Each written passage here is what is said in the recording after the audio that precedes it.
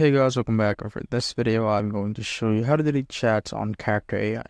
So first, just go to any conversation that you want. So let's say I'm gonna go here, and let's say I'm gonna type something. How are you?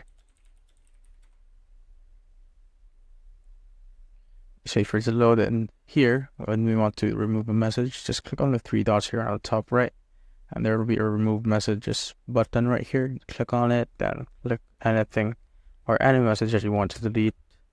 And once you're done with that, just need to click on remove. And boom, that's done. And if you want to delete like a saved message or saved chat message, just need to go here on three dots again, then click on view saved chats, and you'll see all of this. And click on any chat that you want to delete. Then it will redirect you right here.